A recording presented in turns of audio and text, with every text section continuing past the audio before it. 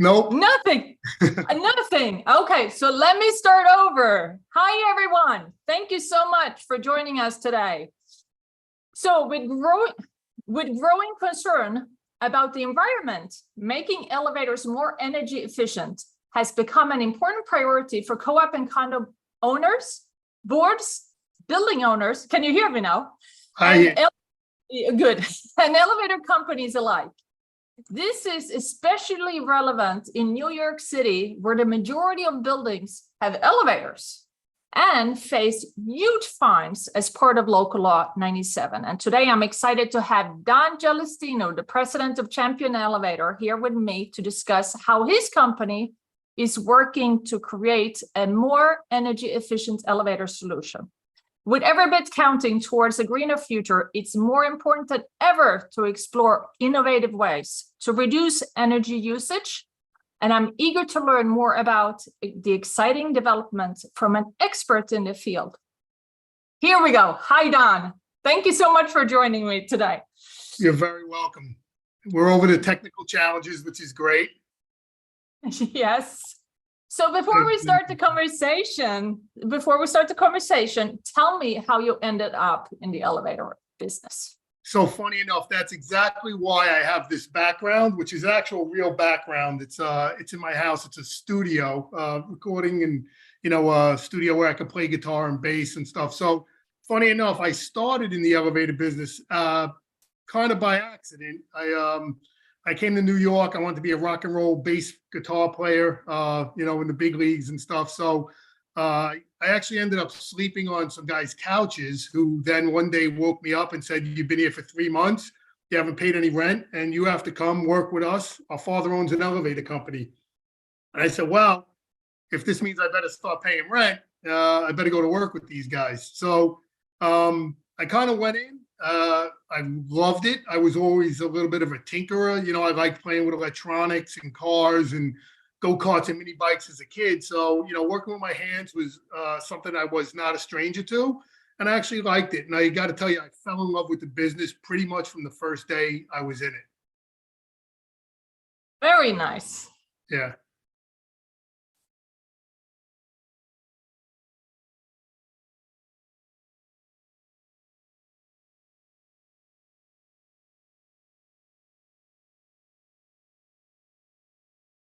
I couldn't hear that, Don, and I don't know if that's on mine or if that's for everyone. I can't hear you. No, I can hear you. Yes. Okay. Yeah, so you loved the elevator industry, and then what happened? You told me, and then I didn't hear you. Maybe our audience heard you, but I didn't hear you. Yeah, so no, I started in, I worked with these two roommates of mine. Their father's elevator company. I worked there for 7 years in the field, worked as a helper, mechanic, supervisor. Then I got into the engineering side of the business.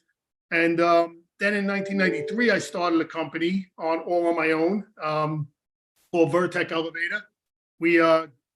I had a partner in that. I grew that to a nice size company. In 2010, I sold it to United Technologies. And I went over to work with United Technologies, which I had a 5-year no compete. I stayed there for 3 years. And then in September of 2015, I launched Champion Elevator with a couple of really key super people, Joe Corrado, Donna Shabetta were my right-hand people at the time. They're still with me. And funny enough, the first company I ever worked for, I actually bought their father's company back in the 90s. And to this day, 36 years later, their father still works for me. So we try to keep it a real family style business here. Sounds like it. Sounds like you have great. Congratulations on the success. It just means I'm getting older. No, you're not. You're the only one. All of us are getting older, but you, Don, are not getting older. The beard looks gray in the Zoom. So tell me, what are some of the old-fashioned traditional ways to make elevators more efficient? Yeah, so there's little small things that every building owner without spending big money can do. Just like the lighting inside of the elevator cabs, going from a regular incandescent bulb to LED bulbs. your lighting in your machine rooms, your pits, your car tops. All of that stuff is very cost effective. It takes nothing to really change over. Insulating your elevator machine rooms and properly air conditioning them could reduce heat to your components, make them run better, make them run more efficient. So those are little kind of things that have been around for 20 years that you could really do without really going into major modernization projects or high cost solutions. Yeah, so those are some great ones, and those are some of the ones that we're implementing too. We even go, when it comes to the lighting, to your point about lighting, is that we even suggest, but then it costs a little bit more, to install motion sensors, so the LED on motion sensors, because as you know, I don't know how often people are in the elevators, but I would assume that in a residential building, it's not very often. In an office building, it might be more often. And then we also, for the for the shaft, when we started working with some of our buildings, they had an old-fashioned air condition, and we replaced it with a heat pump. Yep, great idea. Yeah. And I'll tell you, the motion sensors are really great. When you think about residential, a lot of times, 11:30 at night, those lights are on in the cab from 11:30 at night, 12, all the way through to 7 in the morning when someone finally goes out. If they are on motion sensors, you could cut down your consumption by at least 25%. And the same in office buildings. A lot of times, office buildings over the weekends, they're sitting there with the lights on in every elevator. And, some of them 16, 17 elevators in a building. So, everybody has to be a little more cost conscious. Yeah, no, true. And I know from basements, so in basements, they're generally unoccupied. In residential buildings, they're unoccupied 90% of the time. So if but I'm assuming that with elevators, they're occupied more than 10%, but you'll get the point. So, but I want you to tell our listener about one particular technology that not only makes elevator energy efficient, but it actually produces electricity that can go back to the grid. And that is how we started our conversation, because to me, this is fascinating. So tell us. Yeah, so this is a fabulous thing that has been around the business for a while. Generally is looked at as a little bit more of an expensive solution. But I think now the way Local Law 97 is coming into play, and everyone is in general concerned about that, but also more concerned about the environment and also creating a greener initiative for our families in the future. I think regenerative drive systems are something now that's going to be taken a little more serious. And the best time to do that is during an elevator modernization. And what that does is it actually takes, when the elevator is running, it's using the energy from a running elevator and it's putting it back into the system, which actually creates, it's like a wind turbine on your roof. It's actually giving the building power to put back into the grid. Also, it keeps your equipment a little bit cooler, so your air conditioning in the machine room spaces is not as relevant. And I'll tell you, if you're looking for a truer, greener initiative, it's definitely one of the ways that you can comply or help more comply with Local Law 97 without a doubt. So just explain a little bit. So basically, the elevator uses electricity when it goes up. Yeah. And then when it goes down, it generates electricity? No, it actually generates it basically in both directions. Anytime that elevator is moving on a traction machine or a gearless machine, it will, it uses energy to run up or down. And as it's using that energy, it's regenerating additional energy from the actual movement of it going in one direction. It's generating energy, kind of like a car with the exhaust. It's almost like if you're driving a car and, you're using gasoline and the exhaust is coming out your exhaust pipe. But imagine if that went back into the gas tank. It's basically like that and filling you back up. Wow, Yeah, that's amazing. And it's terrific. so, I mean, it sounds fantastic and it sounds like a solution and everybody, but every elevator, anyone who is in charge of replacing the elevators should do. But now an elevator mod only happens it Like should happen 20, every 20. yeah, 20, Ish. 25 years. I've seen 60, but let's go with that. Yeah, So, but a motor generally burns out faster, doesn't last for 60 years. So if the elevator itself lasts for 60 years, but the motor is shorter, can they replace this when they replace the motor? Is it a motor or is it yeah. a So the motors, so generally with the proper maintenance, the motors could last a very long time. Motors usually end up burning out due to could be bad contacts, bad relays, power shortages, loose connections on the just on the mainline feeds or the motor feeds, all create heat, and heat is definitely not a motor's friend. So if you were upgrading motors, you probably could implement and put regenerative drives onto existing equipment in some cases. In most cases, I think it would be more done during a modernization. Okay. When you look at it during a modernization, it could cost, $12,000 more. And then when you look at that and say, all right, what's the ROI? It actually could be over 5 years. So a lot of the resistance that we've been met with here in the industry before Local 197 and before people were more, conscious about the environment, everybody was like, well, I'm not going to lay out $12,000 today to wait 5 years for it to kind of have broke even. And they used to throw it out. We always used to throw it in, to our proposals as an alternate. 90% of the time, people didn't take it. A lot of consultant specs used to say alternate.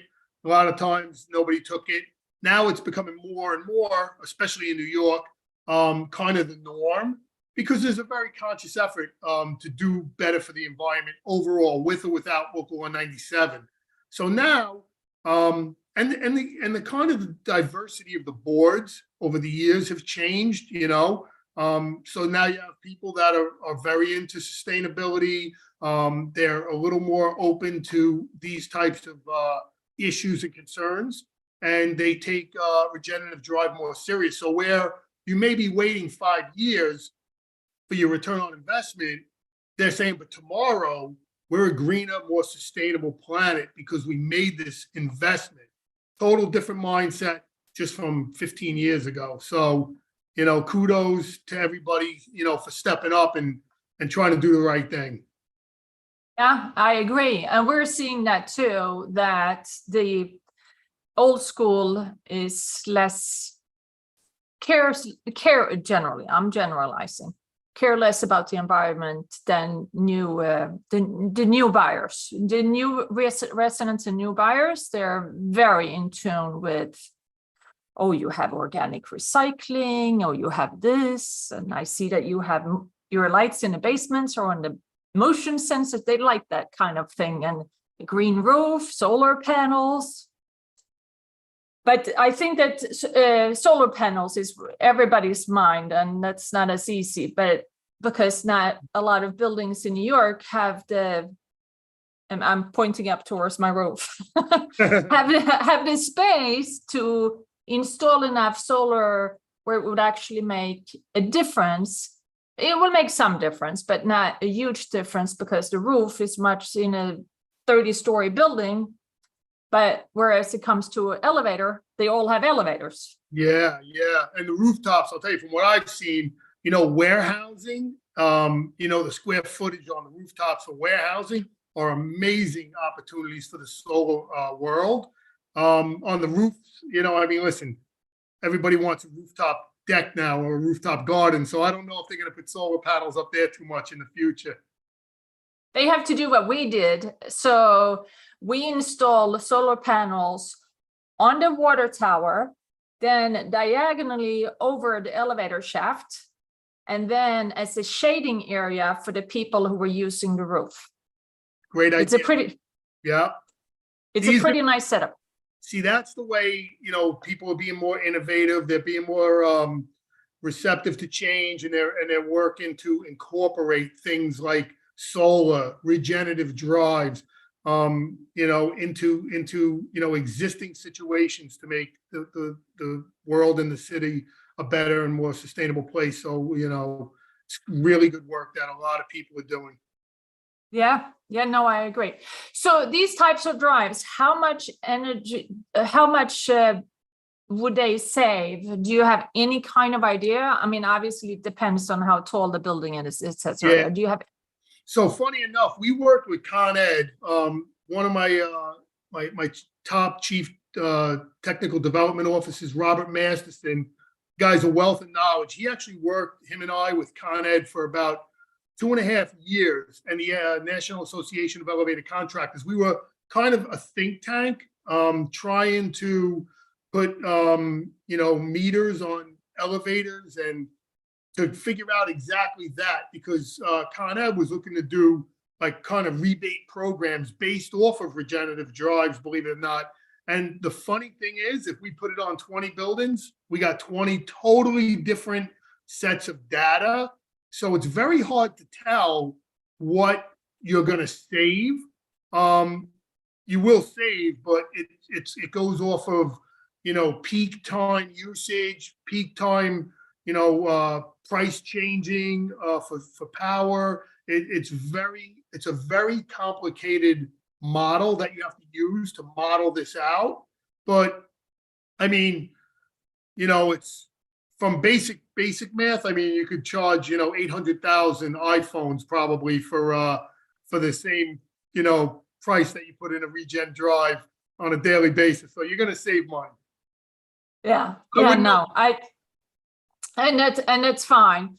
And that's Yeah. what we always say. I mean, yes, we can quantify it. We need to have a payback period, and a 5-year payback period is nothing nowadays, in our opinion. Traditionally, it used to be that a lot of managing agents said, "Oh, the payback period is 8 years." It's not, and we're like, well, even if it's 8 years, or even if it's 10 years, if you're planning on staying there for 10 years or 8 years, you'll benefit from it. Yeah. I will say that the work that we did, it was between, a 5 and 6 year period that we pretty much had it honed in on being a true payback period. And that was in almost all the different cases. So it's not that bad, especially when you're doing something good with it, Yeah, no, 5 years is nothing. And 5 years, think about it. 5 years from now, you're already facing local law 97 fines, because 20% of the buildings are expected to see fines in a year from now. Yeah. And then in 2030, 80% of buildings, 75 to 80% of buildings are facing fines. So a 5-year payback before 2030, you already, if you're replacing your elevators anytime before then, and for all of you out there who are not elevator people, an elevator mod is basically replacing an elevator. Yeah. And it's always, and this ain't a sales pitch, but in general, it's always cheaper to do it sooner than later, just because, number one, everyone sees what's going on with pricing out there everywhere. You buy a cup of coffee, it's $2 more than it was a year ago, right? Things are just crazy. So steel, copper,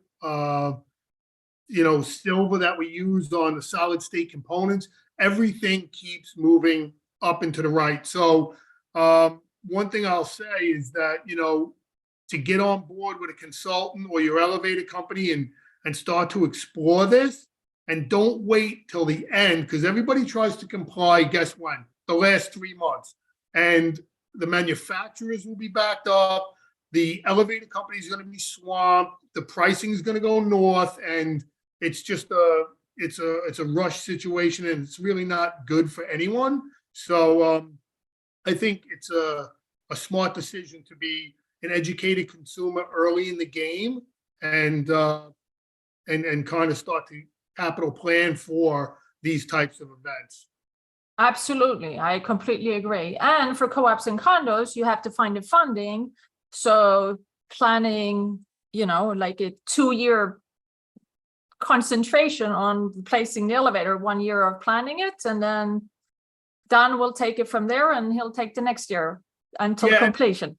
And there's another elevator code in play right now with single plunger brakes, unintended motion, which are going to create modernizations. And the compliance date for that is the end of 2026. So the reality is, if you know about regenerative drive, technology now, I would recommend kind of biting the bullet, get it done. If you're going to do a modernization due to this elevator code, I would recommend doing it now and just being that much more in compliance with local law 97.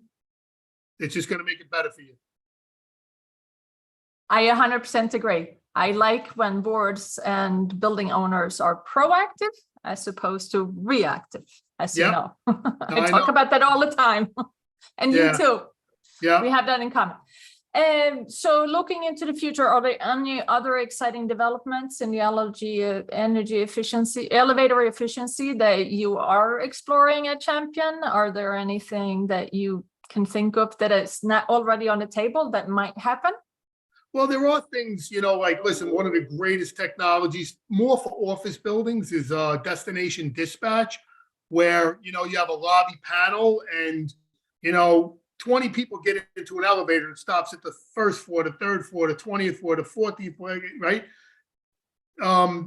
Destination dispatch, it tells 6 people to go over to elevator 5 because it's going to go straight up to 20 and then go to 23 and then go to 30 and be done, using a lot less electricity. So in the commercial world, destination dispatch is a great energy saving tool. Some remote monitoring capabilities, which you could do on residential and commercial, are also great ways to monitor if a machine is heating up. You could get to the job and see why is that machine heating up faster, not waiting for an elevator mechanic to show up, whenever, like on their route. That elevator could be running hot for 3 weeks without anyone knowing. But if you're monitoring that elevator remotely, you will know within 5% of its range from what its normal heat operating at peak and off-peak times is. And then you could send a technician down and, fix the problem and not put the extra wear and tear on that piece of equipment and save energy. So that's good stuff. Also, even a funny little thing, when you're doing an elevator modernization, if you go with serial communication versus domestic wiring, one of them you need 3 or 4 wires to run up and down an elevator shaft. The other one you need 40 or 50 wires to run up and down a shaft. Now that doesn't do much for you in essence of saving electricity, but when you think about the production of that much more copper and the shipping of that much more copper to your job site, and then installation of that much more copper versus just 3 wires, from a global sustainability perspective, it's definitely something that actually helps. Wow, that's amazing. That's great. And so many new things in technology. And as all of our audience knows, I know nothing about technology because I couldn't even get us on air here. Maybe we're still not on the air. I think we're still on. Yeah. I have another window open, so it looks like it's a little delayed, but it looks like we're on. So how do co-op and condo board members, building owners, and commercial building owners, how do they find you, or where do they best find you? So, it's Champion Elevator. We have a great website, champion-elevator.com. We're open 24 hours a day. We have just under 300 people in the company, and we just hit 6,000 elevators being maintained on a monthly basis. That was a big, giant challenge. And it just goes to show, like, the staff that we have there are really second to none. I'm really proud to be involved with everybody. Joe Corrado, my VP, really does a lot of real heavy lifting for me. And we just got great people. So you look around, you might see a lot of our vans. They're black with a purple flag. And we're here all the time just to help. Very nice. And you do both elevator mods and regular service contracts, right? Yep, testing, inspections, violation removals, repairs. We do some installations, but we're bigger in modernization. And that's what we do. That's what we love That's to do. what we do. Yep. And that is so refreshing to hear someone who loves to do what he does. Yeah. So thank you so much, Don. I really appreciate your time and all your knowledge and sharing with all of our viewers. So the one takeaway that I will say to everybody at the end of the day is when I look back and I came into the industry, I was this rock and roll bass player and we used to play with these giant amplifiers. And I got to tell you, we used millions of kilowatts worth of power to do that. And some of these guitars behind me, I played in a lot of shows. And, I think about the consumption that you used back then. And even you could probably, now the technology is probably not as bad. But at the end of the day, just remember one thing. You could do the same thing with no electricity and get the job accomplished perfectly. So I think people should treat their building like an acoustic guitar versus a 1980s giant amplifier that's going to eat energy. And they should really look into the great products and technology that the elevator industry has to offer for local law 97. And that's a great analogy and a great way to end this podcast or LinkedIn Live. Or you sure you don't want me to you don't want me to sing it? Thank you so much. Do you want me to sing? You want to sing? No? I want you to play. I will. There will be no singing. That's right. That's a whole nother show. A whole different show. Thank you, everybody, for listening in. Really appreciate it. Let's help everybody make our environment more sustainable and our elevators more sustainable and save some energy. Absolutely. Have a good one. Thank you. Thank you. Bye-bye.